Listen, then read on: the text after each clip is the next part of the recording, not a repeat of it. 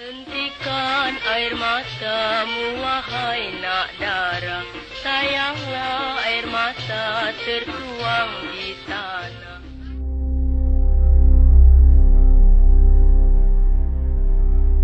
Di tengah kepekatan hutan Sumatera, sebuah truk pemerintah berhenti dan menurunkan puluhan keluarga yang membawa harapan besar di pundak mereka.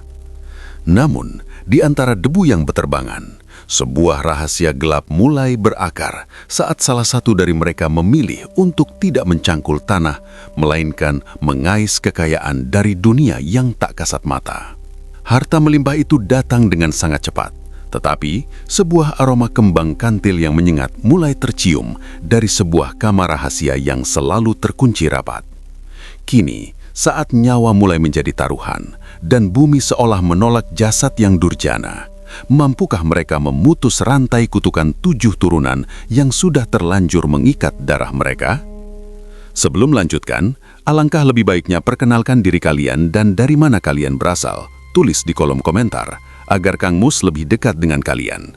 Dan bagi teman-teman yang ingin mengirimkan pengalaman cerita horor atau sekedar bersilaturahmi, bisa masuk ke grup WhatsApp yang linknya sudah saya tulis di kolom deskripsi. Terima kasih.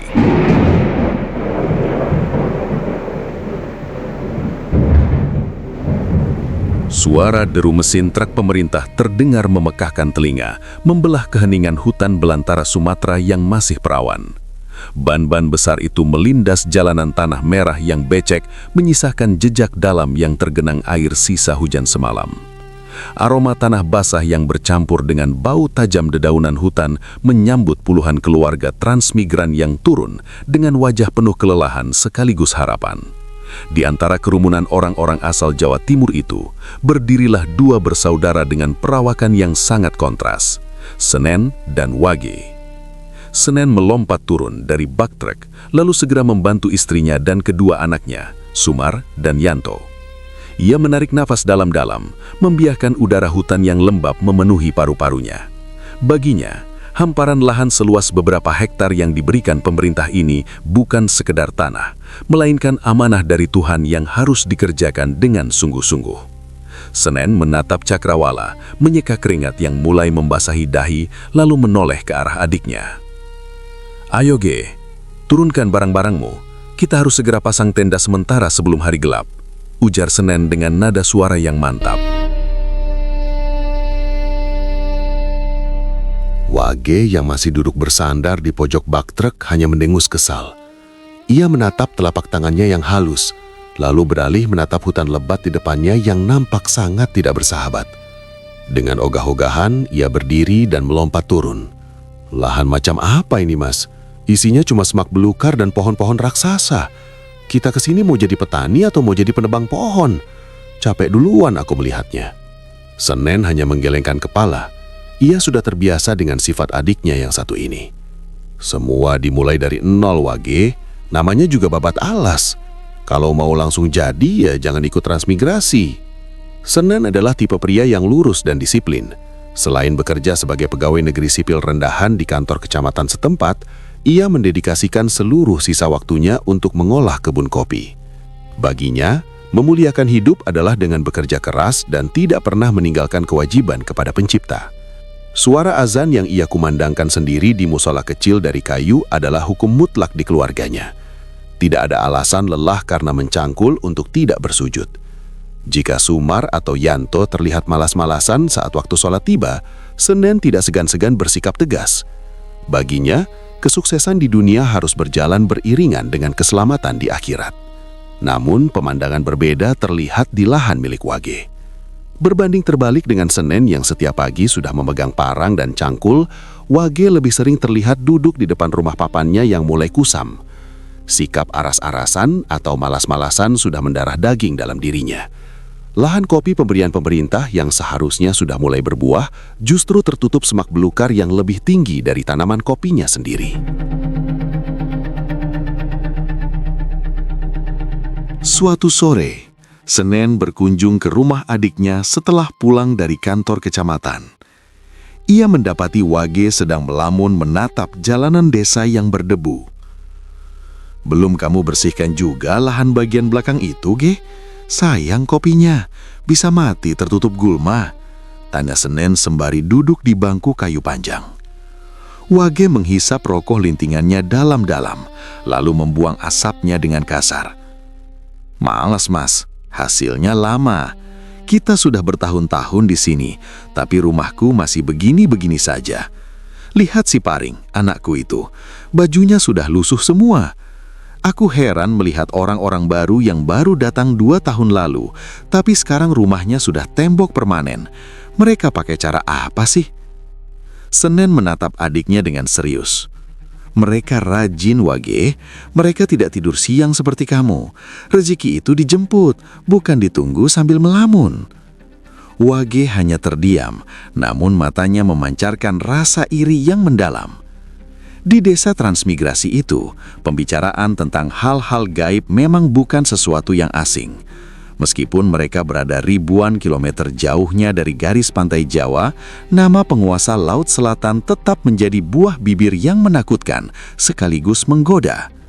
Di warung-warung kopi, orang sering berbisik tentang sosok perempuan misterius berbusana serba hijau, yang konon bisa memberikan kekayaan berlimpah dalam sekejap bagi siapa saja yang berani membuat perjanjian. Senen yang peka terhadap gelagat adiknya mulai merasa khawatir. Ia sering mendengar Wage mulai membicarakan hal-hal yang tidak masuk akal. Dengar, Wage. Senen merendahkan suaranya. Jangan pernah sekali-kali kamu berpikir untuk menempuh jalan pintas. Aku tahu apa yang sering dibicarakan orang-orang di pasar tentang pesugihan itu. Itu jalan buntu. Kemiskinan di dunia ini tidak ada apa-apanya dibandingkan penderitaan karena menjual iman. Wage mendengus, matanya menatap tajam ke arah hutan di sisi selatan. Iman tidak bisa membelikan baju baru untuk anakku, Mas. Iman juga tidak bisa mengubah dinding papanku ini jadi tembok. Wage, bentak Senen kecil. Jaga bicaramu. Berdoa dan bekerjalah, itu satu-satunya jalan yang berkah. Tanpa menjawab, Wage masuk ke dalam rumah dan menutup pintu dengan keras. Senen hanya bisa menghela napas panjang sembari mengucap istighfar di dalam hati. Ia melihat perubahan perilaku yang aneh bukan hanya pada Wage, tapi juga pada istrinya. Mereka berdua mulai sering terlihat berbisik-bisik di sudut rumah setiap kali senja tiba. Ada rahasia yang mulai mereka bangun di balik dinding papan rumah yang reot itu. Waktu seolah merayap lambat bagi mereka yang bekerja dengan jujur, namun terasa sangat mendesak bagi mereka yang tidak sabar. Senen mulai menikmati hasil panen kopinya yang stabil. Kebunnya bersih dan tertata rapi, mencerminkan kepribadian pemiliknya. Sementara itu, kondisi ekonomi Wage semakin merosot. Rasa malas dan rasa iri yang bergabung menjadi satu telah merusak cara berpikirnya. Wage mulai sering menghilang ke dalam hutan di belakang desa. Kadang ia baru kembali setelah matahari terbenam dengan tatapan mata yang kosong. Istrinya pun mulai menunjukkan perilaku yang ganjil. Wanita itu sering terlihat berdiri di halaman rumah saat tengah malam, menatap ke satu arah dengan bibir yang komat-kamit, seolah sedang menyambut tamu yang tak kasat mata. Senen melihat semua itu dengan hati yang was-was. Sebagai kakak, ia mencoba melakukan segala cara agar adiknya tidak terperosok lebih dalam. Ia sering mengirimi keluarga Wage makanan atau hasil kebunnya, berharap bisa sedikit meringankan beban ekonomi mereka agar Wage tidak gelak mata. Namun, pemberian Senen seringkali hanya diletakkan begitu saja di lantai oleh Wage, tanpa ucapan terima kasih. Puncak dari kegelisahan Senen terjadi ketika suatu malam ia pulang dari pengajian di desa sebelah. Saat melintasi depan rumah Wage, ia mencium aroma wangi bunga kantil yang sangat menyengat. Padahal tidak ada satupun pohon kantil yang tumbuh di sekitar situ. Ia juga mendengar suara tawa kecil seorang wanita dari dalam rumah Wage. Padahal ia tahu Wage dan istrinya tidak memiliki tamu wanita malam itu. Senen berhenti sejenak di depan pagar rumah adiknya. Ia menatap jendela yang tertutup rapat. Namun dari celah kayu yang renggang, ia melihat cahaya kemerahan yang remang-remang dari dalam ruangan. Hatinya berdegup kencang. Ia ingin mengetuk pintu dan bertanya apa yang sedang terjadi. Namun ada kekuatan yang seolah menahan tangannya. Ada rasa dingin yang menusuk tulang yang membuatnya terpaksa melangkah pergi dengan perasaan tidak tenang. Di dalam rumahnya sendiri, Senen terduduk di atas sajadah setelah melakukan sholat malam.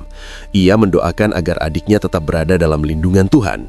Ia tahu, di tanah perantauan yang keras ini, godaan untuk mendapatkan harta dengan cara instan sangatlah besar. Hutan Sumatera yang lebat seolah menyimpan banyak rahasia gelap yang siap menerkam siapa saja yang kehilangan harapan. Ya Allah, jangan biarkan Wage menukar akhiratnya dengan dunia yang fana ini, bisik Senen di tengah keheningan malam.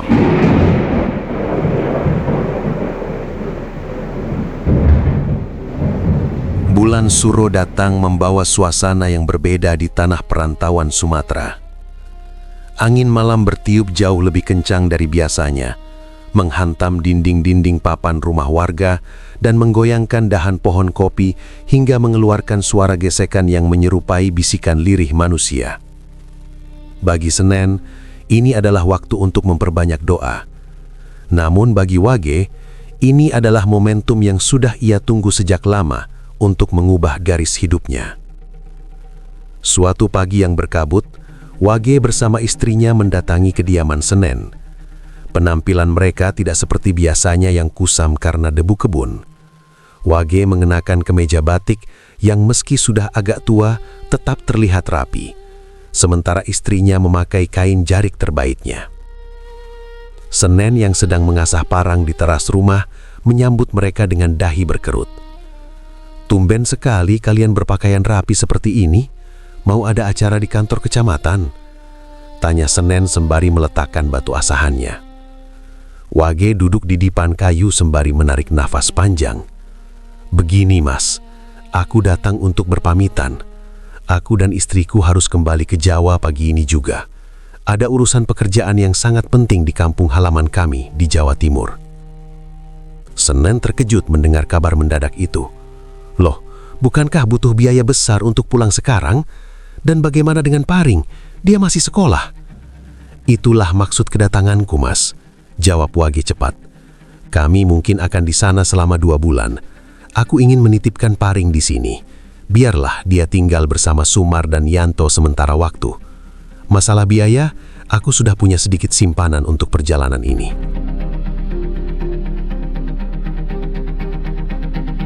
Sebagai kakak yang lurus hati, Semel tidak memiliki prasangka buruk sedikit pun. Ia menganggap keinginan adiknya untuk memperbaiki nasib adalah hal yang wajar. "Ya sudah, kalau memang urusannya sangat penting, biar Paring di sini. Aku akan menjaganya seperti anakku sendiri. Hati-hati di jalan, Ge. Jangan lupa kirim kabar kalau sudah sampai."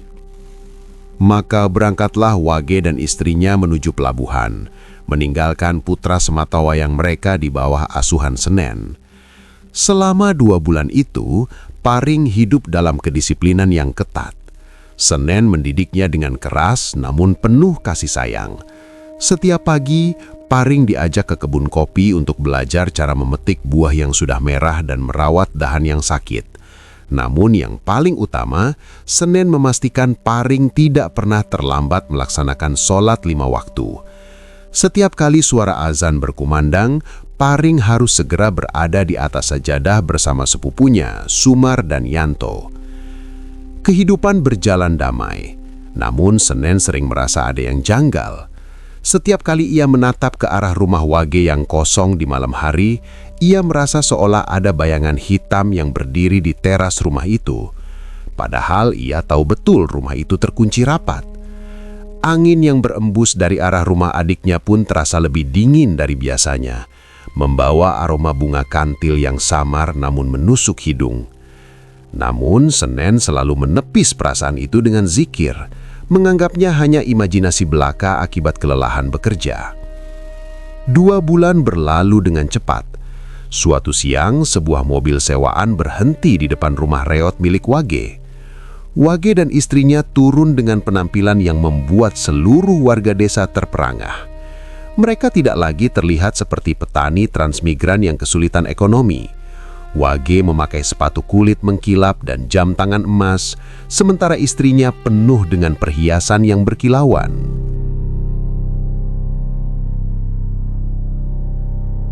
Perubahan itu bukan hanya soal penampilan. Hanya dalam hitungan minggu, sebuah warung kelontong yang sangat besar berdiri di atas lahan milik Wage. Belum sempat warga berhenti membicarakan warung itu, Wage kembali membangun sebuah toko bangunan megah tepat di sebelahnya. Ia mempekerjakan 5 orang karyawan dari warga sekitar untuk mengelola bisnisnya. Puncaknya adalah ketika sebuah mobil kijang keluaran terbaru yang saat itu merupakan kemewahan luar biasa terparkir dengan gagah di halaman rumahnya yang kini telah dirombak menjadi bangunan tembok permanen. Senen memperhatikan semua itu dari teras rumah papannya dengan perasaan campur aduk. Ia senang melihat adiknya sukses, namun akal sehatnya berkata ada sesuatu yang tidak beres.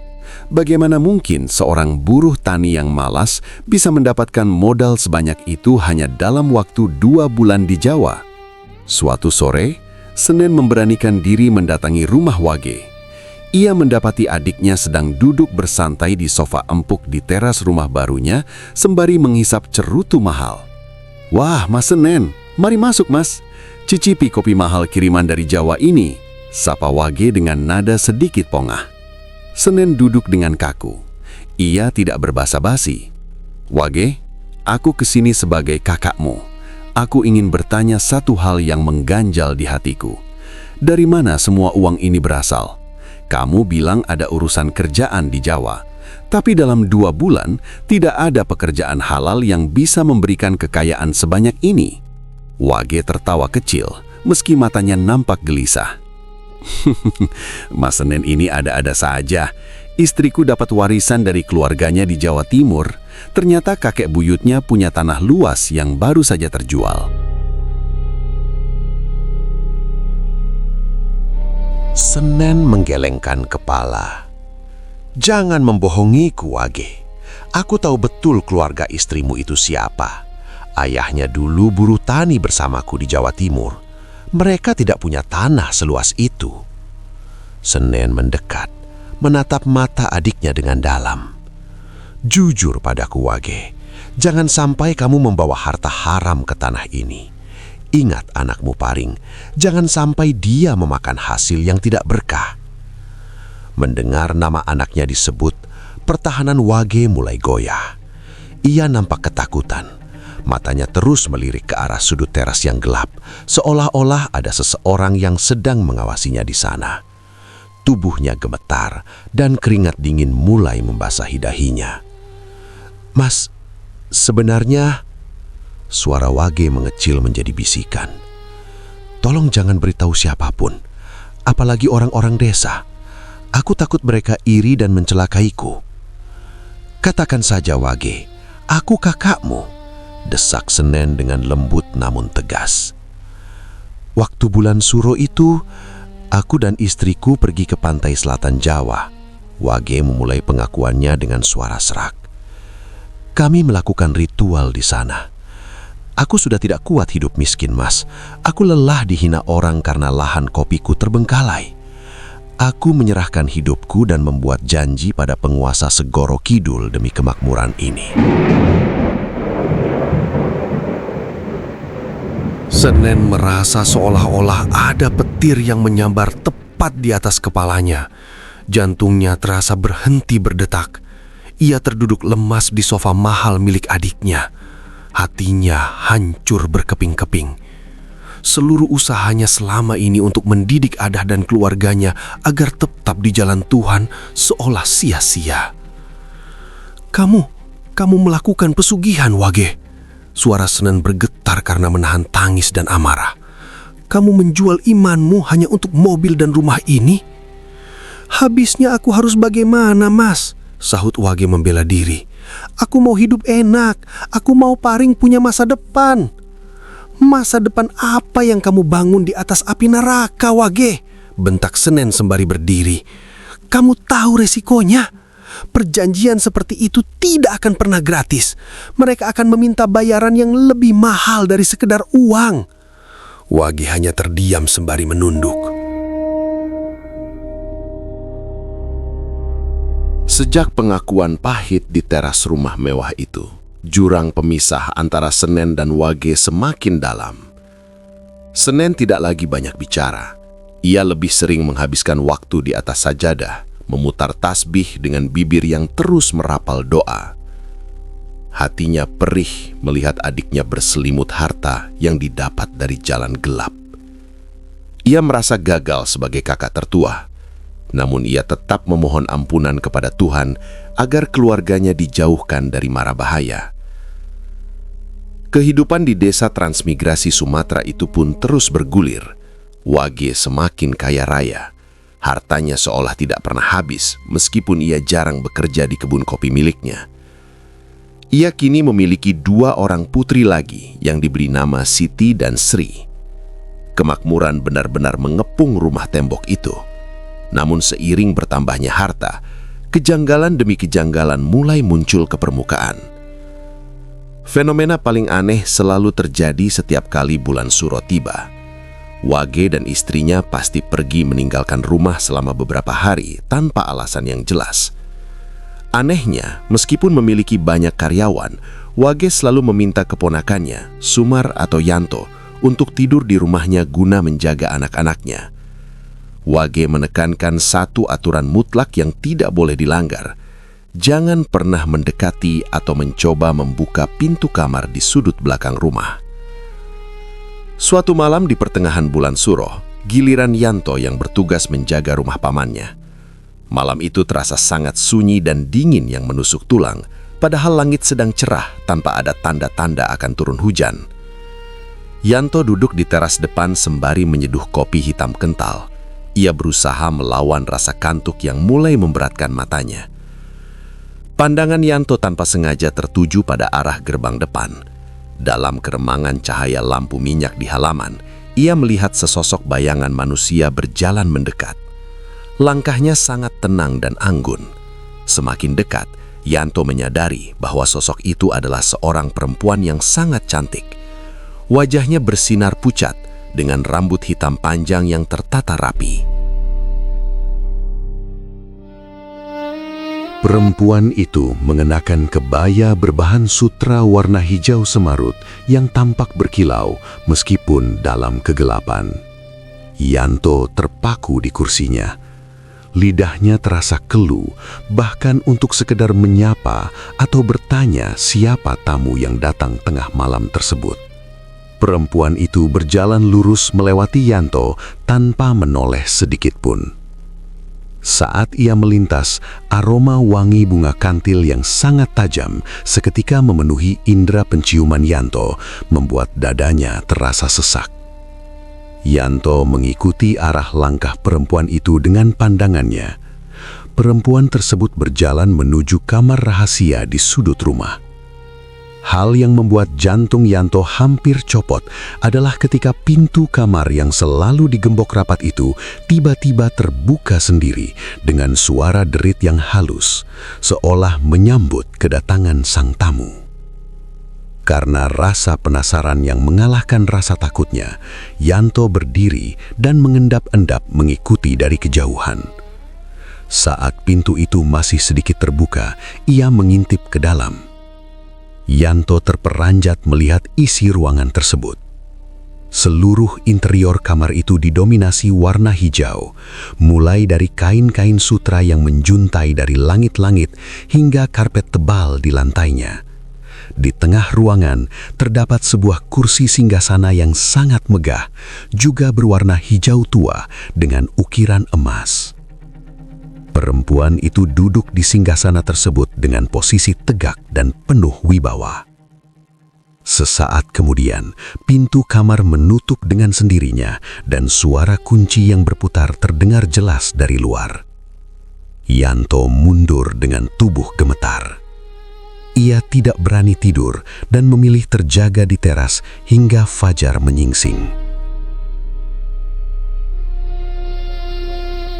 Keesokan harinya, saat Siti dan Sri sedang bermain di ruang tengah, Yanto memberanikan diri untuk bertanya.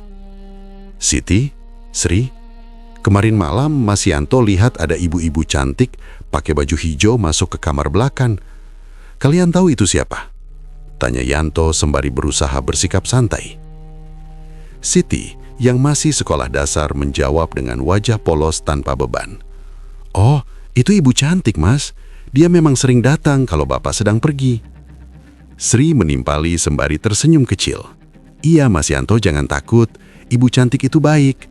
Kadang kalau kami lagi main, dia suka melihat dari pintu kamar hijau itu. Kami sudah biasa lihat dia sejak kecil."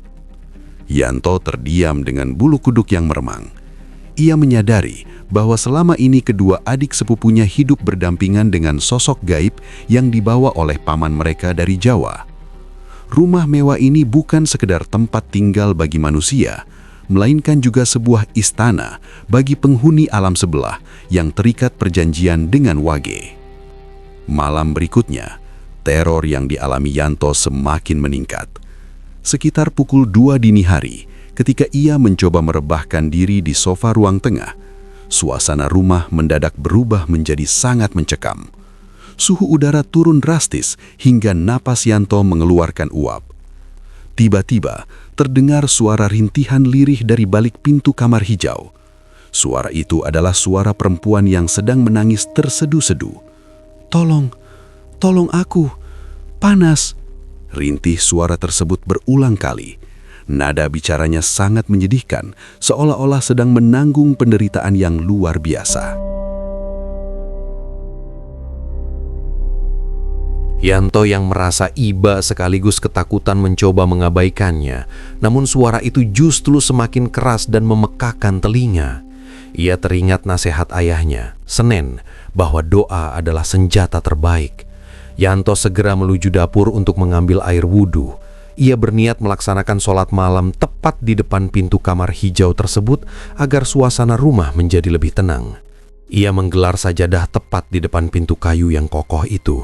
Namun kejadian di luar akal sehat terjadi saat Yanto baru saja berdiri tegak dan hendak mengangkat tangan untuk takbir.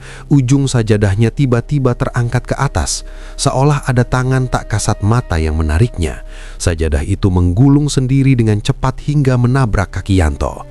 "Astagfirullah," seru Yanto kaget. Ia mencoba menggelar kembali sajadahnya dengan tangan gemetar. Kali ini ia menaruh sandal di ujung sajadah sebagai pemberat.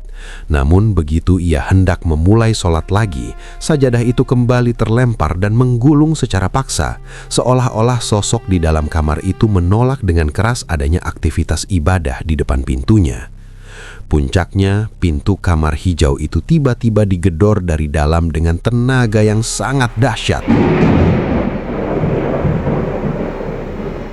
Gedoran itu begitu kuat hingga debu-debu dari langit-langit rumah berjatuhan dan dinding tembok terasa bergetar. Yanto berteriak ketakutan. Ia tidak lagi memikirkan sajadahnya. Ia lari tunggang langgang keluar dari dalam rumah dan memilih duduk di pinggir jalan desa di bawah lampu jalan hingga pagi tiba. "Ada apa, Yanto? Wajahmu pucat sekali," tanya Sumar ketika datang menjemputnya di pagi hari. Yanto menatap kakaknya dengan mata yang merah karena kurang tidur. "Mas, aku tidak mau lagi jaga rumah Paman Wage kalau dia sedang pergi. Rumah itu bukan rumah manusia. Ada sesuatu yang jahat di dalam kamar hijau itu." Yanto kemudian menceritakan semua kejadian yang dialaminya. Sumar terdiam mendengarkan penuturan adiknya. Rupanya Sumar juga pernah mengalami kejadian aneh yang serupa, namun ia memilih bungkam karena tidak ingin menambah beban pikiran sang ayah. "Kita harus bicara pada Bapak," bisik Sumar lirih. "Paman Wage sudah membawa petaka ke keluarga ini. Aku khawatir ini baru permulaan dari sesuatu yang jauh lebih besar."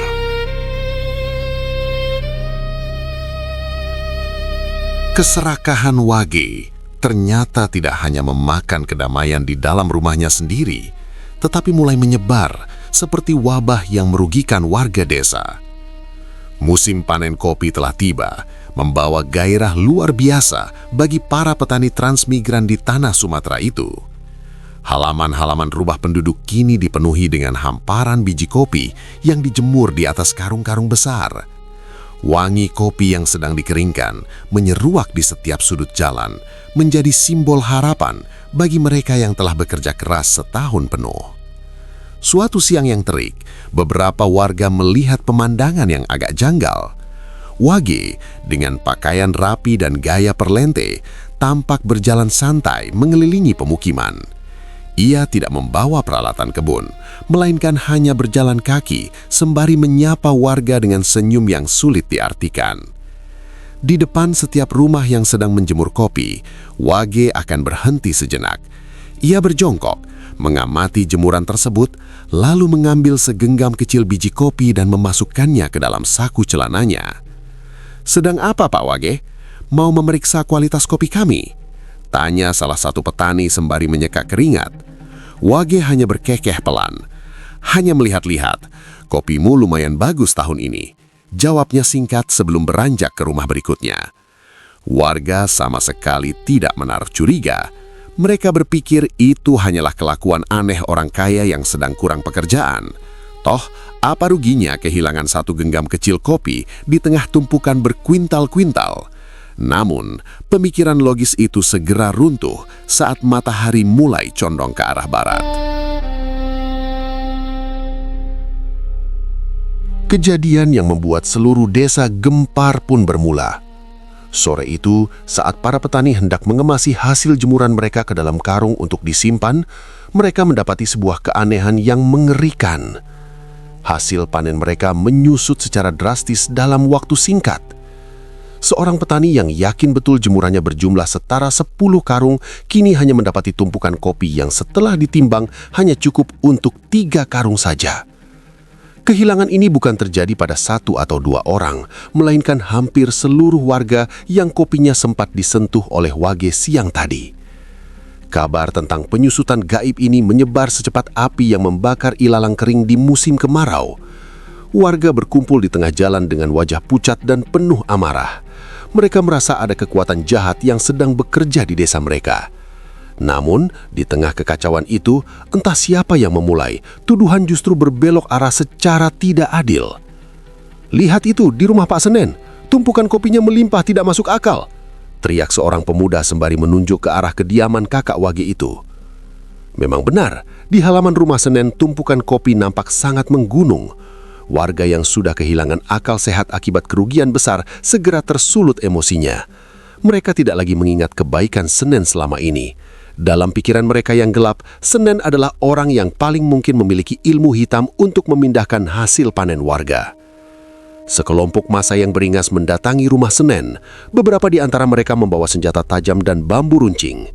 Suasana menjadi sangat mencekam dengan teriakan penuh caci maki. "Keluar kamu Senen, kembalikan kopi kami!" teriak warga di depan pagar. Senen yang baru saja selesai melaksanakan sholat asar keluar dengan wajah bingung. Ia terkejut bukan main melihat kerumunan orang yang menatapnya dengan pandangan membunuh. "Ada apa ini bapak-bapak? Mengapa kalian datang dengan kemarahan seperti ini?" "Jangan pura-pura bodoh. Kopi kami hilang secara gaib dan di rumahmu kopi tiba-tiba menggunung. Kamu pasti mencuri hak kami menggunakan cara haram," sahut seorang warga sembari mengacungkan parang. Beruntung, sebelum massa sempat melakukan tindakan anarkis, perangkat desa dan kepala desa segera datang untuk melerai. Suasana yang panas itu perlahan mulai terkendali meskipun ketegangan masih terasa di udara. Senen tetap tenang, meskipun hatinya sangat sedih dituduh seperti itu oleh tetangganya sendiri. "Harap tenang semuanya," seru kepala desa. "Pak Senen, tolong jelaskan dari mana asal kopi sebanyak ini." Senen menghela napas panjang. Ia mengajak kepala desa dan beberapa perwakilan warga untuk masuk ke dalam. "Bapak-bapak, saya adalah transmigran angkatan pertama.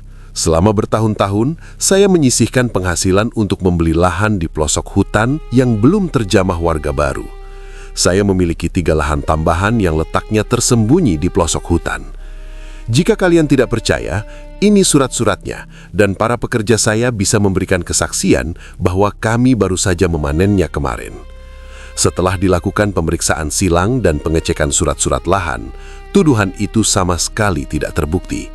Warga yang tadinya beringas kini tertunduk lesu. Mereka membubarkan diri satu persatu dengan rasa malu yang mendalam karena telah memfitnah orang yang jujur. Namun di balik ketenangan wajahnya, Senen tahu betul siapa dalang di balik semua ini. Dengan langkah berat dan hati yang perih, Senen mendatangi rumah Wage. Ia tidak mengetuk pintu depan, melainkan langsung menuju ke bagian samping rumah yang biasanya digunakan untuk menaruh hasil bumi. Di sana, kecurigaannya terbukti secara nyata. Terdapat puluhan karung kopi yang masih sangat basah dan segar. Jumlah yang mustahil didapatkan jika hanya mengandalkan kebun milik Wage yang terbengkalai itu. "Wage, keluar kamu!" teriak Senen. Wage keluar dari pintu samping dengan senyum mengejek yang membuat Senen semakin muak. "Ada apa, Mas? Tadi ku dengar rumahmu dikepung warga ya? Syukurlah kamu selamat." "Jangan berlagak tidak tahu," bentak Senen sembari menunjuk karung-karung kopi itu. "Kopi warga menyusut setelah kamu sentuh, dan sekarang karung-karung itu ada di sini. Kamu menggunakan bantuan jin untuk memindahkan hasil keringat orang lain, bukan?" "Halah Mas, aku ini hanya mengambil sedikit dari para pendatang sombong itu. Mereka punya banyak, sedangkan aku butuh lebih untuk modal toko. Kenapa kamu yang repot?" "Kamu sudah gila, Wage. Itu bukan milikmu. Kamu memberi makan keluargamu dengan hasil curian gaib," teriak Senen dengan suara bergetar. "Sudahlah Mas, urus saja ibadahmu yang lurus itu. Jangan ikut campur urusanku. Aku sudah kaya dan tidak ada yang bisa menghentikanku," jawab Wage sembari berbalik masuk dan membanting pintu. Senen berdiri terpaku di halaman. Ia menyadari bahwa adiknya sudah benar-benar kehilangan nurani. Sejak saat itu, Senen memutuskan untuk membatasi interaksi secara total. Baginya, Wage bukan lagi adik yang dikenalnya dulu. Ia merasa seolah ada jurang api yang memisahkan mereka berdua. Penderitaan warga akibat ulah gaib Wage membuat suasana desa menjadi sangat suram. Kebencian warga terhadap keluarga Wage mulai tumbuh subur meskipun mereka tidak memiliki bukti fisik untuk membawa kasus ini ke jalur hukum. Wage sendiri seolah tidak peduli dengan gunjingan orang. Ia justru semakin menunjukkan kekuasaannya dengan membangun pagar beton yang tinggi di sekeliling rumahnya, lengkap dengan pecahan kaca di atasnya. Untuk mengusir bala dan menenangkan hati masyarakat, para tetua desa akhirnya sepakat mengadakan acara sedekah bumi. Mereka berencana menggelar pementasan wayang kulit semalam suntuk dengan mengundang dalang ternama langsung dari tanah Jawa. Karena rumah Senen dianggap paling bersih dan memiliki aura positif, seluruh rombongan pengrawit serta perangkat wayang ditempatkan di sana.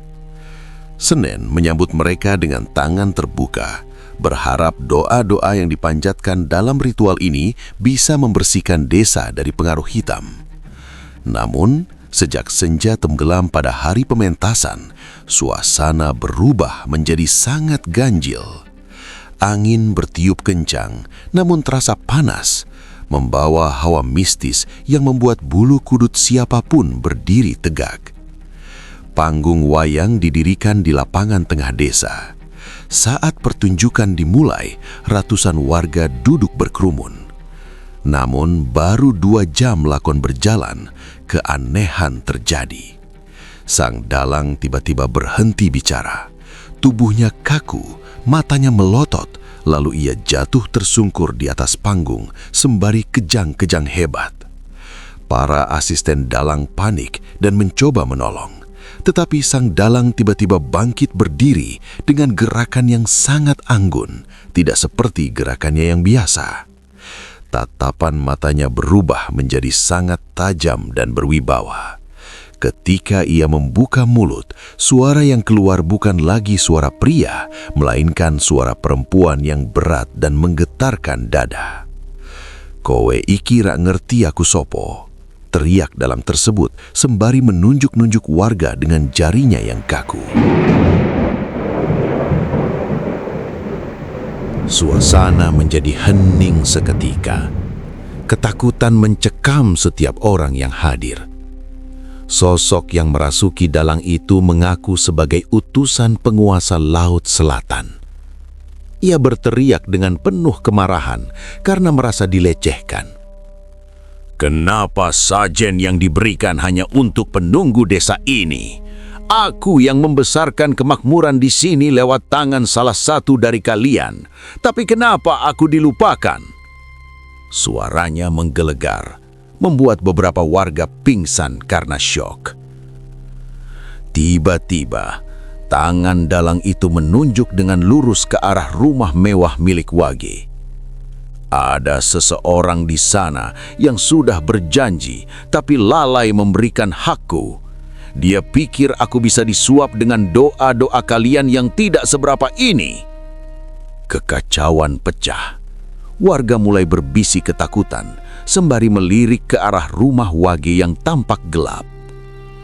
Dalam kondisi yang sangat tegang itu, sosok gaib tersebut memberikan perintah yang tidak masuk akal.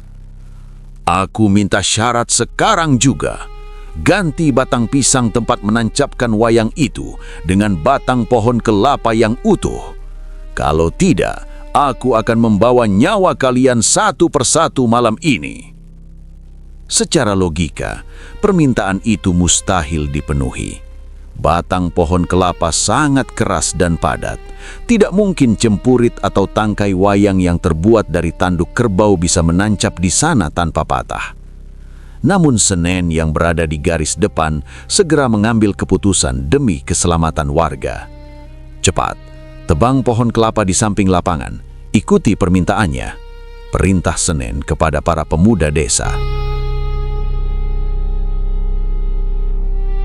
Dalam waktu singkat, batang pisang dilepaskan dan diganti dengan batang kelapa yang masih segar. Saat itulah keajaiban mengerikan terjadi di depan mata semua orang. Sang dalang mengambil tokoh wayang dan menancapkannya ke batang kelapa itu. Anehnya, wayang-wayang itu menancap dengan sangat mudah, seolah-olah batang kelapa yang keras itu berubah menjadi lunak seperti busa. Cempurit wayang masuk dengan halus tanpa ada sedikit pun kerusakan. Pertunjukan pun dilanjutkan dalam suasana yang mencekam hingga fajar tiba. Setelah kejadian malam itu, malapetaka benar-benar jatuh ke pundak Wage. Kesehatannya merosot tajam dalam hitungan hari. Tidak ada dokter yang mampu mendiagnosis penyakitnya. Wage hanya bisa terbaring di tempat tidur mewah miliknya, sementara tubuhnya kian hari kian menyusut. Daging di lengan dan kakinya seolah menguap, meninggalkan kulit yang membungkus tulang dengan warna yang kian pucat. Anehnya, perut Wage justru membuncit besar, kontras dengan bagian tubuh lainnya yang kerontang. Senen, yang masih memiliki rasa kemanusiaan meskipun sudah membatasi komunikasi, mencoba untuk menjenguk adiknya. Namun setiap kali ia mendekati pintu kamar Wage, ia merasakan tekanan yang luar biasa. Ia sering melihat bayangan hitam besar yang duduk di sudut ruangan, seolah sedang menjaga tawanan. "Wage, sadarlah.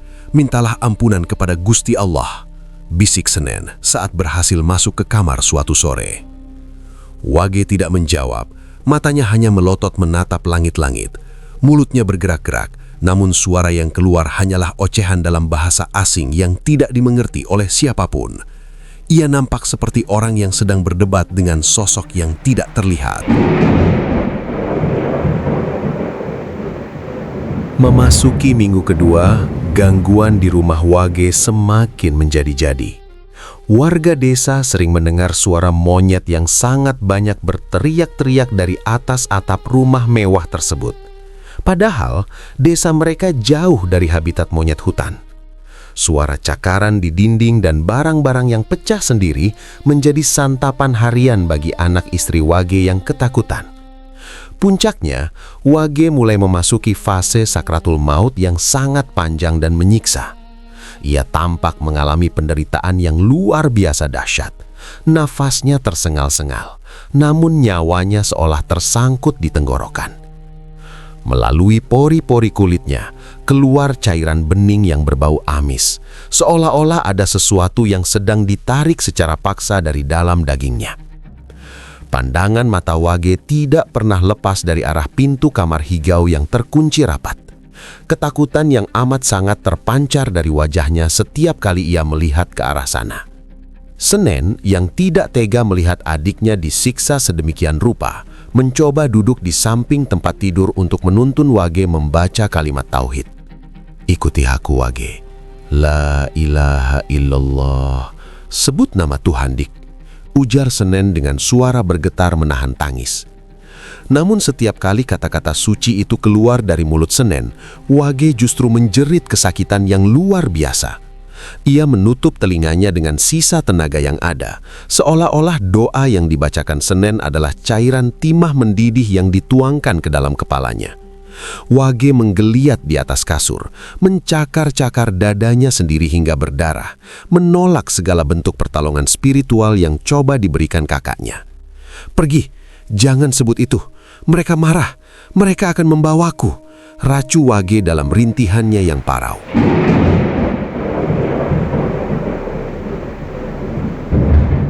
Keadaan ini sudah berlangsung selama 7 malam tanpa henti. Tubuh Wage yang semula kerontang kini berubah warna menjadi biru kehitaman, menyerupai mayat yang sudah lama membusuk, padahal ia masih bernapas. Matanya terbuka lebar, putih matanya hampir tidak terlihat karena tertutup oleh urat-urat merah yang pecah. Bola matanya berputar-putar liar dengan kecepatan yang tidak masuk akal, seolah-olah ia sedang menyaksikan ribuan iblis sedang menari di atas kepalanya. Ia tidak bisa makan, tidak bisa minum, bahkan untuk sekadar memejamkan mata pun ia tidak mampu. Tubuh Wage terjebak di antara dua alam, ditolak oleh langit yang suci dan belum diterima oleh bumi yang padat. Setiap malam selama 1 minggu itu, fenomena gaib dahsyat mengepung kediamannya. Suara guntur terdengar bersahut-sahutan menggelegar di langit, padahal malam itu sangat cerah tanpa gumpalan awan mendung sedikit pun. Para tetangga yang ketakutan melaporkan melihat bayangan hitam raksasa menyerupai sesosok monyet besar duduk di atas bubungan atap rumah Wage. Sosok itu memukul-mukul dadanya dengan suara berdentum yang menggetarkan kaca-kaca jendela di seluruh desa. Bau busuk bercampur aroma kembang kantil yang menyengat tertiup angin kemana-mana. Senen yang tidak sanggup lagi mendengar rintihan parau adiknya, mengumpulkan seluruh keberaniannya untuk masuk ke dalam kamar. Di sana, bau kematian sudah sangat menyengat. Istri dan anak-anak Wage menangis histeris di pojok ruangan. Senen mendekati tempat tidur, menatap wajah adiknya yang sudah tidak menyerupai manusia lagi.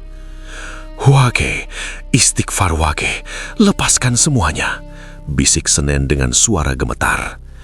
Tiba-tiba, tangan Wage yang tinggal tulang berbalut kulit itu bergerak cepat mencengkram lengan Senen. Kekuatannya sangat besar untuk ukuran orang yang sedang sekarat. Wage mencoba membuka mulutnya yang kaku. Suara yang keluar sangat parau, menyerupai gesekan kayu kering. "Siti, Sri, Paring," rintih Wage memanggil anak-anaknya. Anak-anaknya mendekat dengan tubuh menggigil.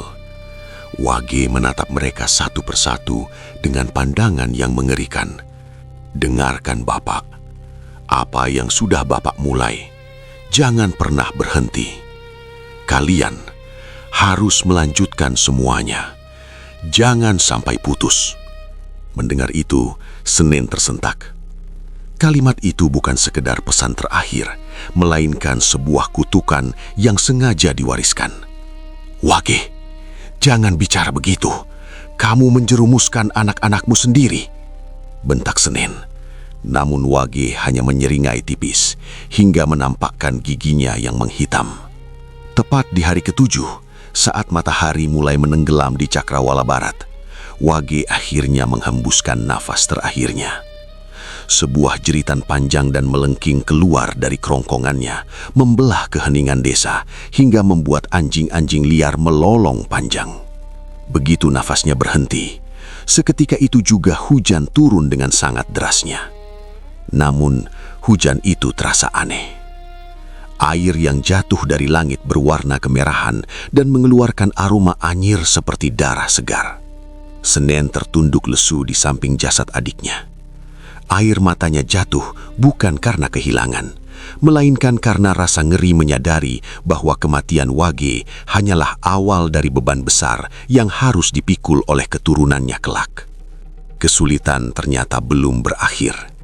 Saat jasad Wage hendak dimandikan oleh para mudin desa, tubuh itu mengeluarkan aroma busuk yang sangat tajam, jauh lebih busuk dari bangkai binatang manapun. Beberapa orang yang bertugas memandikan jenazah berkali-kali lari keluar ruangan karena tidak kuat menahan rasa mual dan akhirnya muntah-muntah. "Pak Senen, saya tidak kuat. Baunya seperti meresap sampai ke paru-paru," ujar salah satu warga dengan wajah pucat. Setelah melalui perjuangan panjang, jasad itu akhirnya berhasil dikafani. Namun, keanehan kembali terjadi saat keranda hendak diangkat menuju pemakaman. Dibutuhkan lebih dari 10 orang pria dewasa untuk mengangkat keranda kayu tersebut. Padahal berat badan Wage di akhir hayatnya tidak sampai 50 kilogram. "Astagfirullah, berat sekali ini, seperti mengangkat gunung," teriak salah satu pengusung jenazah. Pundak mereka memerah dan lecet seolah-olah memikul bongkahan batu besar seberat 1 ton. Setiap 10 langkah, para pengusung jenazah harus berhenti dan bergantian dengan warga lain karena tidak kuat menahan beban yang tidak masuk akal tersebut. Perjalanan menuju pemakaman umum yang hanya berjarak 300 meter itu memakan waktu hampir 3 jam. Warga yang ikut mengantar jenazah merasa suasana jalanan menjadi sangat berat. Langkah kaki mereka terasa seperti tertahan oleh lumpur yang sangat tebal, padahal jalanan itu kering. Ketika rombongan akhirnya sampai di liang lahat, kejutan lain sudah menunggu. Liang lahat yang sudah digali dengan rapi sejak pagi hari, tiba-tiba dipenuhi oleh batu-batu besar seukuran kepala manusia yang entah dari mana asalnya. "Tadi pagi tanah ini bersih, Pak Mudin. Tidak ada batu satupun," seru si penggali kubur dengan panik. Warga terpaksa menyingkirkan batu-batu itu dengan tangan kosong di bawah guyuran hujan merah yang mulai meredah. Namun, saat jasad Wage hendak dimasukkan ke dalam lubang, tanah di pinggir liang lahat seolah bergerak hidup. Tanah itu menyempit dengan sendirinya, membuat lubang yang tadinya lebar menjadi sangat sempit hingga kafan Wage tidak bisa masuk. "Cangkul lagi, perlebar lagi," perintah Senen dengan suara yang hampir habis.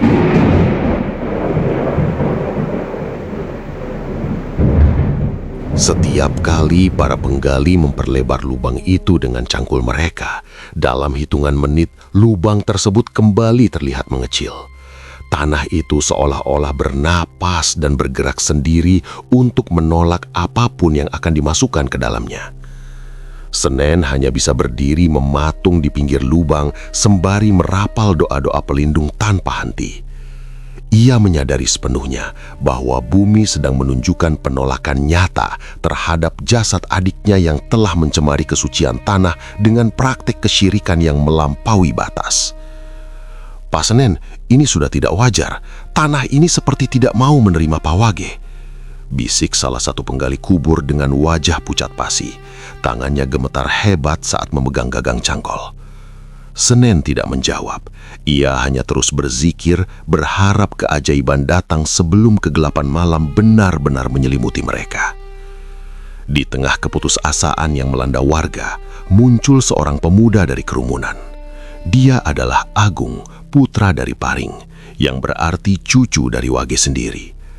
Agung baru saja tiba dari sebuah pondok pesantren besar di Jawa Timur setelah menempuh perjalanan jauh. Pemuda itu memiliki wajah yang sangat teduh dan memancarkan ketenangan yang luar biasa di tengah badai mistis tersebut. Agung melangkah mendekati Senen. "Mbah, izinkan Agung yang turun ke bawah. Insya Allah semua akan baik-baik saja," ucapnya dengan nada suara yang tenang namun berwibawa. Senen menatap cucu keponakannya itu dengan sisa harapan yang ada. "Hati-hati nak, sesuatu yang sangat kuat sedang menahan jasad kakekmu."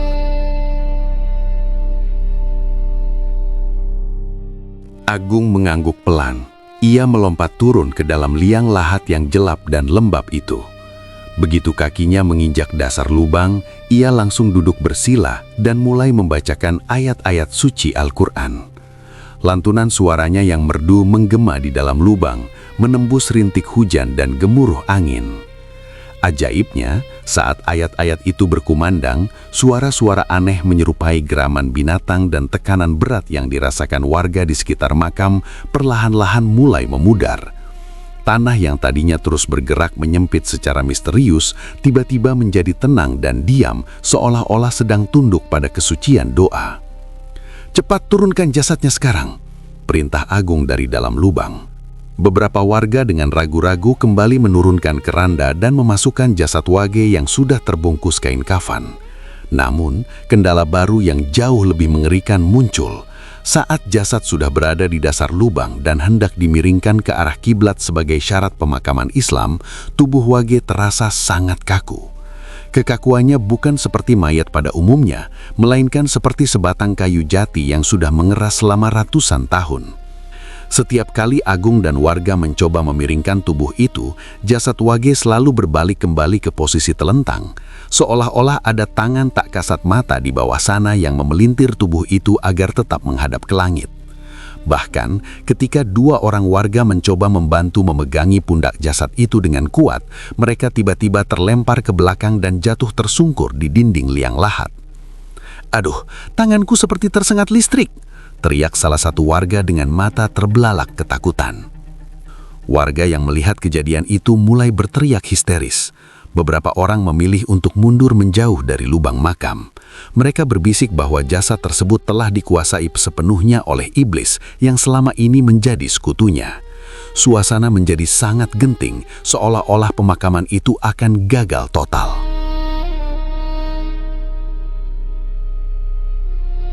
Namun, Agung tetap bergeming di posisinya.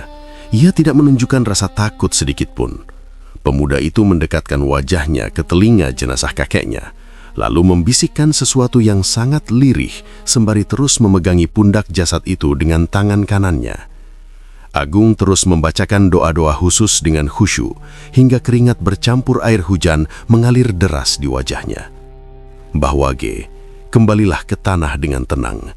Jangan lagi kau ikat dirimu pada mereka," bisik Agung dengan nada tegas.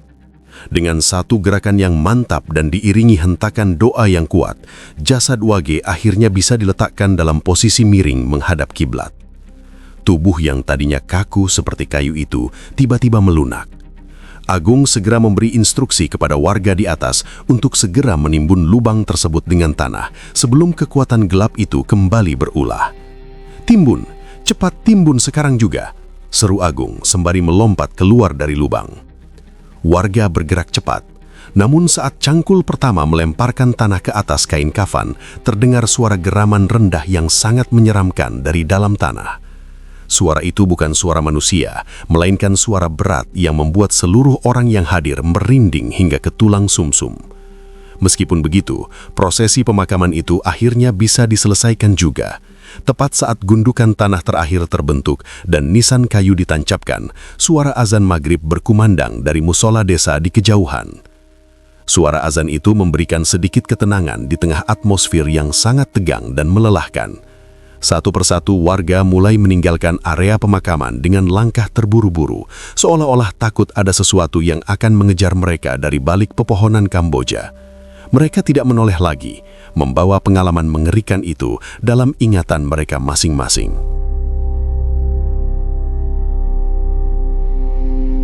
Senen berdiri paling akhir di depan makam adiknya. Ia menatap nisan kayu bertuliskan nama Wage dengan perasaan yang sangat hancur. Ada rasa sedih karena kehilangan saudara. Ada rasa marah karena jalan hidup yang dipilih Wage. Dan ada rasa kasihan yang mendalam melihat penderitaan akhir hayatnya. Senen menyadari sepenuhnya bahwa meskipun jasad Wage sudah bersatu dengan tanah, urusan adiknya dengan dunia gelap ini belum sepenuhnya usai. "Kamu sudah pergi, Ge. Tapi apa yang kamu tinggalkan untuk anak cucumu?" gumam Senen lirih. Ia tahu ada janji-janji darah yang belum dipenuhi. Ia tahu ada tumbal-tumbal yang mungkin masih mengintai di balik rimbunnya kebun kopi.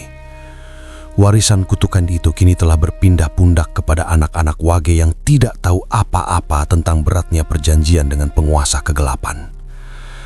Senen menarik napas panjang, menyadari bahwa mulai besok perjuangannya untuk melindungi keluarga dari sisa-sisa ilmu hitam adiknya akan menjadi jauh lebih berat dari sebelumnya. Ia pun melangkah pergi meninggalkan pemakaman yang gelap itu, diikuti oleh Agung yang berjalan tenang di belakangnya. "Mbah, ini belum selesai," ucap Agung pelan saat mereka berjalan menuju rumah. Kamar hijau itu masih memiliki penghuninya. Senen hanya mengangguk pelan.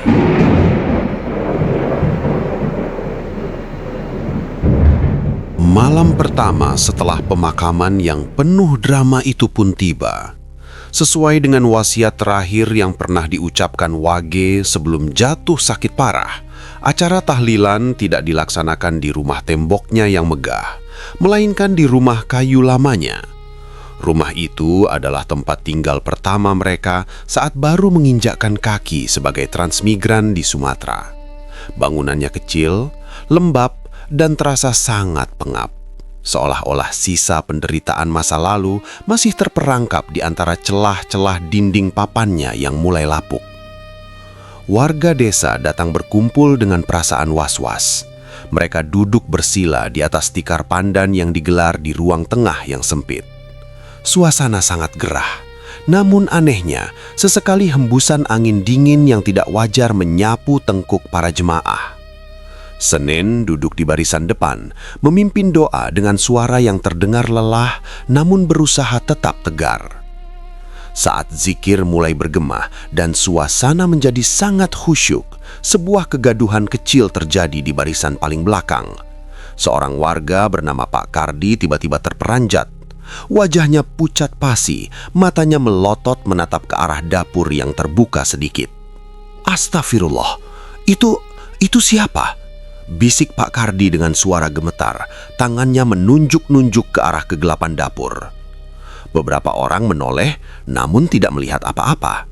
Pak Kardi bersumpah bahwa ia baru saja melihat sosok Wage berjalan santai dari arah dapur menuju halaman belakang.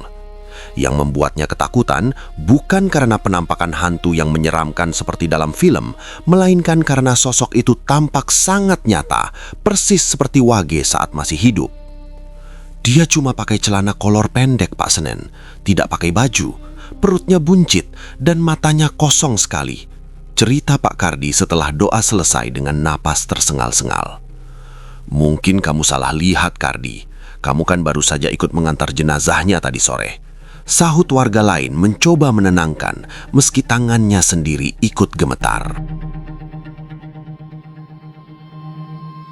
Namun, kejadian itu bukan yang terakhir.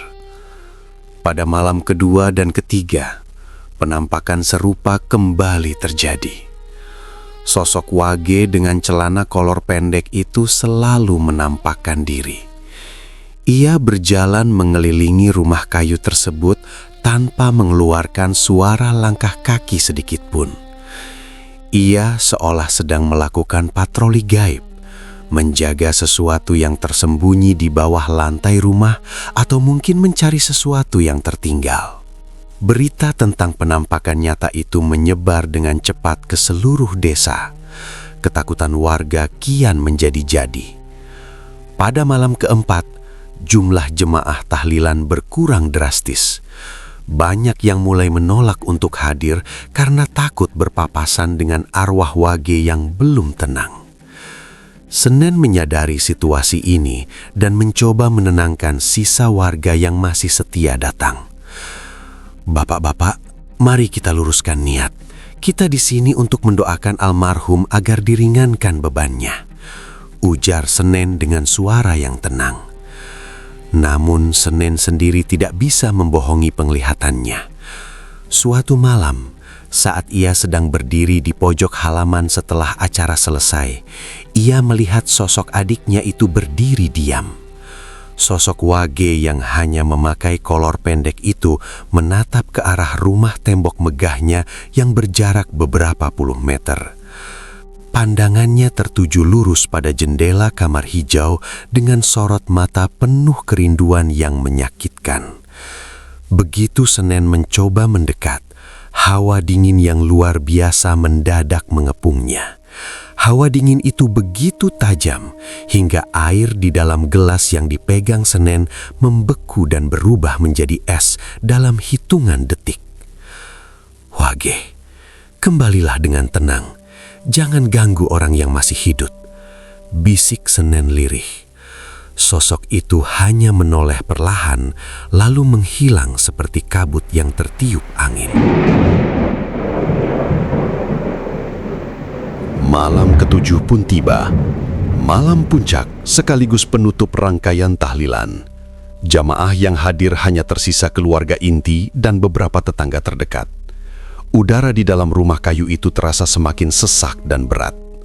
Saat zikir hampir mencapai puncaknya, tiba-tiba sebuah bau busuk yang sangat menyengat memenuhi seluruh ruangan.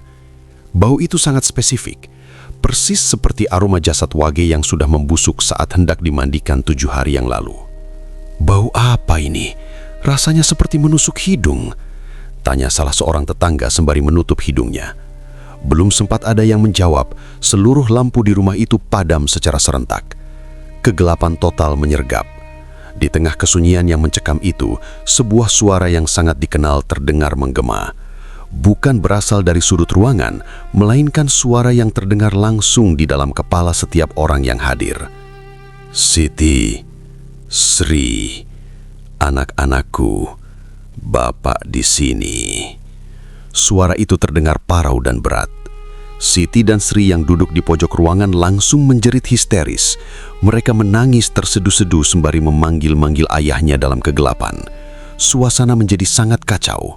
Beberapa warga mencoba meraba-raba mencari jalan keluar, namun pintu rumah seolah terkunci rapat dari luar. "Jangan panik, tetap di tempat kalian," teriak Senen. Senen segera meraba sakunya dan menemukan korek api.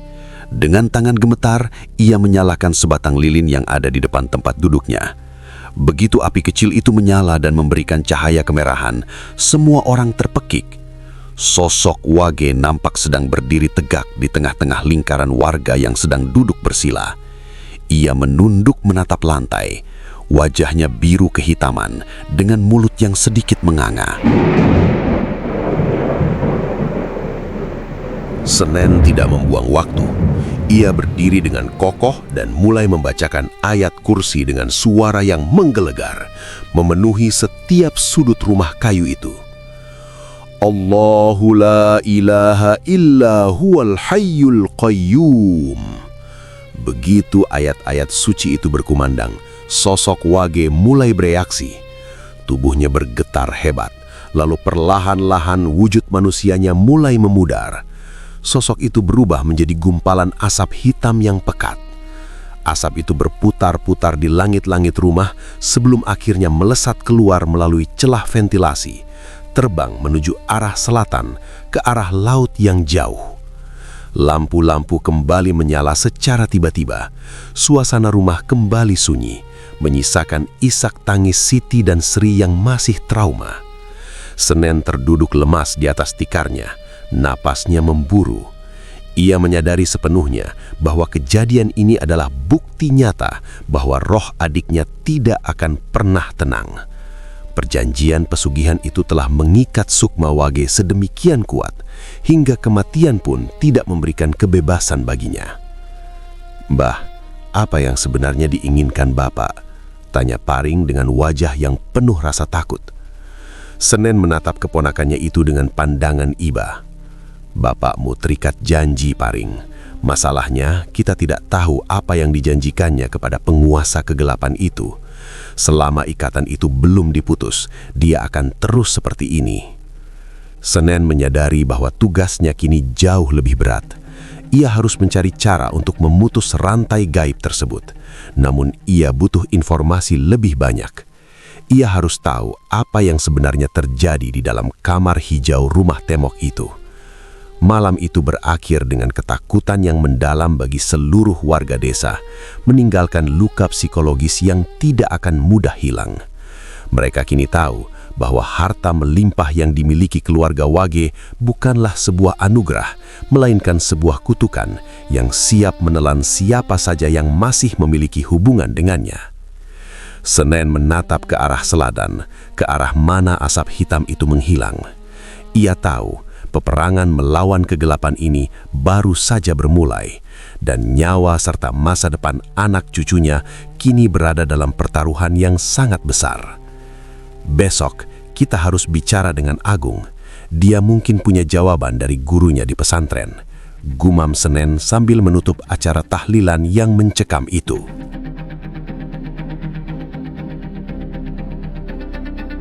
Pagi hari setelah malam ketujuh yang mencekam itu, suasana desa seolah masih diselimuti kabut tebal yang enggan beranjak. Meskipun matahari sudah naik, rasa dingin yang tidak wajar masih terasa di permukaan kulit. Senen terduduk di kursi kayu ruang tamunya, menatap kosong ke arah halaman. Agung yang sejak semalam nampak gelisah, akhirnya mendekat. Ia mengajak kakeknya dan Abdi untuk berbicara secara pribadi di sebuah ruangan tertutup, jauh dari telinga anak-anak Wage. Agung menarik napas panjang sebelum membuka suara. Wajahnya yang biasa tenang, kini nampak sangat serius. "Mbah, ada hal penting yang harus Agung sampaikan. Ini mengenai pesan dari guru Agung di pesantren sebelum Agung berangkat ke Sumatera." Senen memperbaiki posisi duduknya. "Katakanlah, nak, jangan ada yang disembunyikan. Setelah apa yang kita lihat semalam, hatiku sudah siap mendengar kemungkinan terburuk." Guru Agung adalah seorang ustadz yang memiliki kelebihan dalam melihat hal-hal yang tidak kasat mata. Agung memulai penjelasannya. Beliau sempat melakukan istikharah saat tahu kakek Wage sakit. Ternyata, pengakuan kakek Wage kepada Mbah Senen dulu hanya sebagian kecil dari kenyataan yang jauh lebih mengerikan. Abdi menyimak dengan napas tertahan. Agung melanjutkan bahwa kemewahan yang selama ini dinikmati keluarga Wage bukanlah hasil dari satu perjanjian saja. Wage ternyata menjalankan praktek kesyirikan yang berlapis-lapis. Selain menjadi pengikut penguasa Laut Selatan demi kelancaran warung dan tokonya, Wage juga mendatangi Gunung Kawi untuk menjalani pesugihan monet. Itulah alasan mengapa warga sering melihat bayangan monyet raksasa di atas atap rumah kakek Wage, ujar Agung. Monyet itu adalah peliharaan gaib yang bertugas memindahkan hasil bumi orang lain secara mistis. Perbuatan kakek Wage berkeliling desa mengambil segenggam biji kopi warga hanyalah syarat fisik agar jin-jin itu bisa bekerja mencuri sisanya. Senen memijat keningnya yang berdenyut. "Lalu, bagaimana dengan uang tunai yang selalu melimpah di lacinya?" Agung menggeleng pelan. Selain pesugihan monyet, kakek Wage juga memelihara tuyul untuk mencuri uang dari para pendatang baru di desa ini. Dia merajut banyak perjanjian dengan berbagai kekuatan hitam sekaligus. Tujuannya hanya satu, agar hartanya tidak akan pernah habis seumur hidup. Mendengar penjelasan itu, Abdi tiba-tiba tersentak. Ingatan masa kecilnya yang selama ini ia anggap sebagai mimpi buruk mendadak muncul kembali dengan sangat jelas. "Mas Agung, aku ingat sesuatu. Waktu aku masih sangat kecil, aku pernah tidak sengaja melewati kamar hijau itu saat pintunya sedikit terbuka." "Apa yang kamu lihat, Di?" tanya Senen cepat. "Aku melihat seekor monyet besar dengan bulu hitam legam. Matanya berwarna merah menyala. Monyet itu sedang duduk santai di atas kursi singgasana hijau yang megah itu. Waktu itu aku pikir aku cuma salah lihat karena lampunya remang-remang, tapi sekarang aku yakin itu nyata." Agung mengangguk, membenarkan kesaksian sepupunya. Setiap kekuatan gaib yang dipuja kakek Wage menuntut bayaran yang berbeda. Masalahnya, kakek Wage sudah meninggal sebelum semua hutangnya lunas.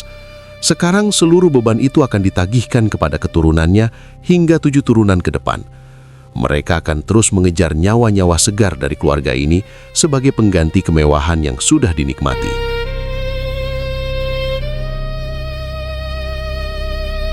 Hening sejenak menyelimuti ruangan itu. Senen merasa jantungnya seperti diremas. Ia merasa sangat berdosa dan gagal sebagai kakak tertua. Air matanya mulai mengalir, membasahi pipinya yang sudah keriput. "Aku gagal, Agung. Aku tidak bisa mencegah adikku jatuh ke lubang neraka ini," rintih Senen dengan suara parau. "Ini bukan salah Mbah," hibur Agung sembari memegang bahu kakeknya. Kakek Wage memilih jalannya sendiri. Namun sekarang, kita harus menyelamatkan mereka yang masih hidup. Energi negatif dari rumah itu sudah terlalu pekat.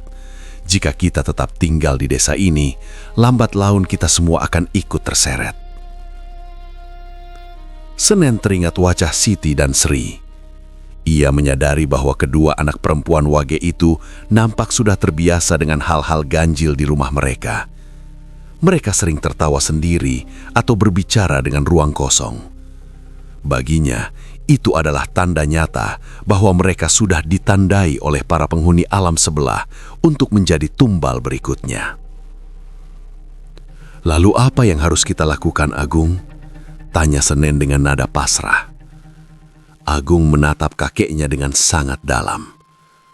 Mbah, keputusannya mungkin sangat berat, tapi ini demi keselamatan seluruh anak cucu Mbah Senen. Kita harus meninggalkan Sumatera secepatnya. Mbah harus membawa seluruh keluarga pindah ke tempat yang sangat jauh. Ganti identitas jika perlu, dan putuskan semua jalur komunikasi dengan rumah lama kakek Wage.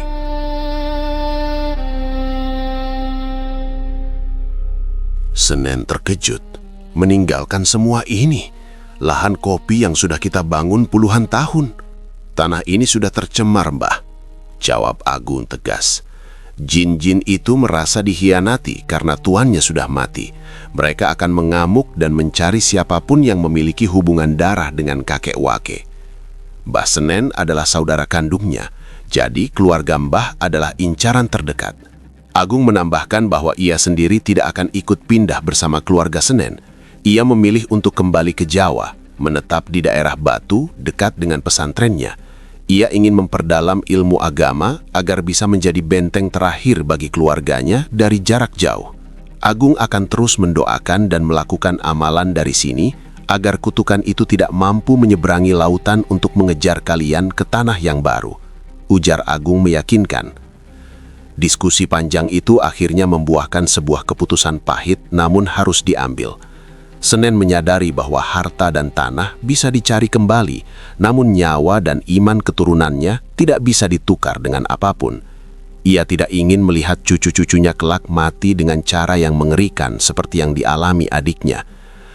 Baiklah Agung, aku akan urus kepindahan kami secara diam-diam, kata Senen sembari menyeka air matanya.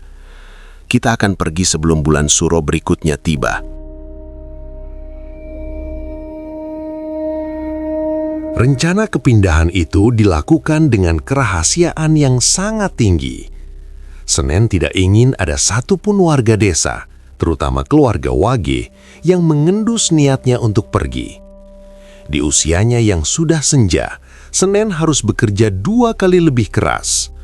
Ia menjual seluruh lahan kopi yang telah ia rawat selama puluhan tahun, serta aset-aset berharganya kepada pengusaha dari luar kota.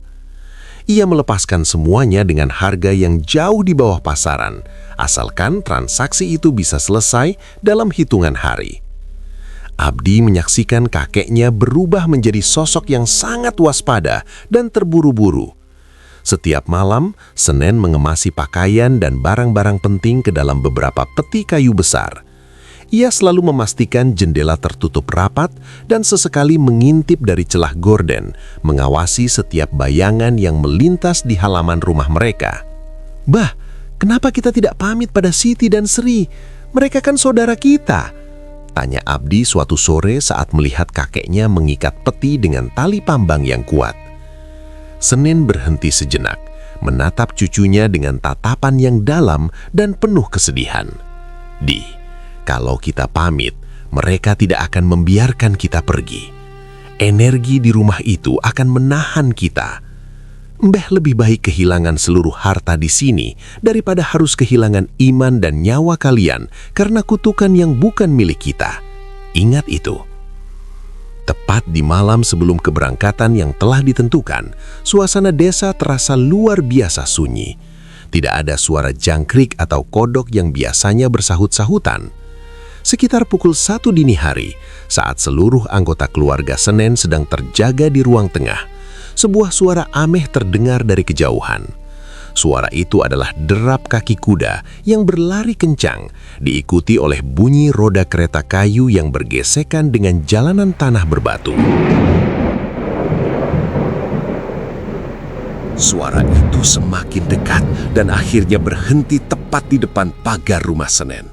Suaranya begitu nyata hingga Abdi bisa mendengar ringkikan kuda yang napasnya terdengar berat. Senen segera berdiri dan memberikan instruksi dengan nada rendah namun sangat tegas. Semua masuk ke dalam kamar, jangan ada yang bicara, jangan ada yang menyalakan lampu, dan demi Tuhan, jangan ada yang berani mengintip keluar jendela. Perintah Senen. Keluarga besar itu segera bersembunyi, Senen sendiri tetap berada di balik pintu utama. Tangannya mencengkram tasbih dengan sangat erat hingga buku-buku jarinya memutih. Tiba-tiba, dari luar rumah, terdengar suara seorang perempuan. Suara itu sangat lembut, sangat merdu, namun membawa hawa dingin yang mampu menembus pori-pori kulit.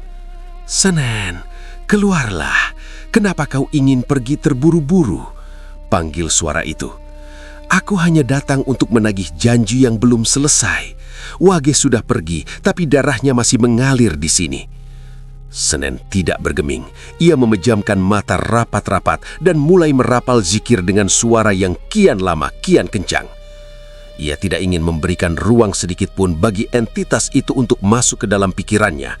Suara perempuan itu terus memanggil, terkadang berubah menjadi suara tangisan, terkadang menjadi tawa yang melengking rendah. 1 jam berlalu seperti selamanya, hingga akhirnya suara derap kaki kuda itu perlahan-lahan bergerak menjauh, menuju ke arah selatan, ke arah mana arwah Wage dulu menghilang. Senen terduduk lemas di lantai kayu, seluruh tubuhnya basah oleh keringat dingin.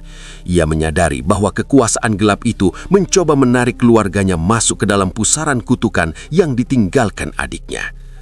Sebelum matahari terbit, saat azan subuh baru saja berakhir, Senen memboyong seluruh keluarganya menuju pelabuhan.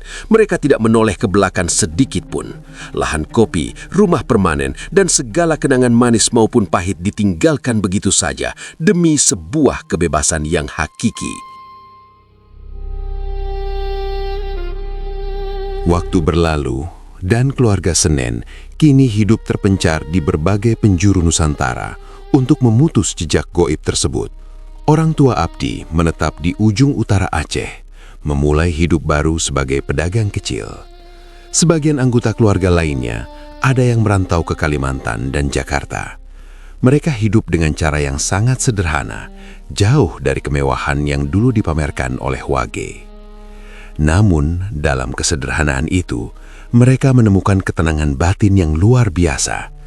Tidak ada lagi aroma bunga kantil di tengah malam, tidak ada lagi suara gedoran pintu, dan tidak ada lagi rasa was-was saat bulan suro tiba. Abdi kini telah tumbuh dewasa. Ia sering duduk termenung menyadari betapa besarnya pengorbanan kakeknya untuk memutus rantai hitam tersebut. Sesekali, kabar dari desa lama di Sumatera sampai ke telinganya melalui kenalan lama. Kabar itu selalu menyedihkan. Anak cucu Wage dikabarkan masih tinggal di rumah tembok megah itu, namun kemewahan mereka kian memudar. Kudengar Siti sering sakit-sakitan tanpa sebab cerita seorang kerabat jauh melalui telepon suatu hari. Dan kakaknya, si Paring, meninggal mendadak di usia muda saat sedang berkebun di kebun. Rumah itu sekarang terasa sangat angker, bahkan warga desa tidak ada yang berani lewat di depannya setelah maghrib. Abdi hanya bisa menghela nafas panjang mendengar berita itu. Cerita keluarganya menjadi pengingat abadi bahwa dunia hanyalah tempat persinggahan sementara. Harta yang melimpah tidak akan ada harganya jika dibeli dengan iman. Ia menyadari bahwa kutukan 7 turunan itu mungkin masih mendekam di sana, di dalam kamar hijau yang gelap di jantung Sumatera, menunggu tumbal berikutnya. Namun bagi Abdi dan keturunan Senen lainnya, sujud yang jujur di atas tanah yang berkah jauh lebih berharga daripada singgasana emas yang dibangun di atas perjanjian dengan iblis. Mereka telah bebas. Meskipun bayang-bayang masa lalu itu sesekali masih hadir dalam mimpi buruk, hal itu hanya berfungsi sebagai pengingat agar mereka selalu tetap berada di jalan yang terang. Senen telah berhasil menjaga amanah Tuhan, memastikan bahwa di dalam darah cucu-cucunya tidak ada sisa-sisa hasil pesugihan yang bisa menghancurkan masa depan mereka di akhirat kelak. Terima kasih, Mbah. bisik Abdi setiap kali ia selesai melaksanakan sholat, mengirimkan doa untuk kakeknya yang telah berjuang melawan kegelapan demi menyelamatkan generasi mereka.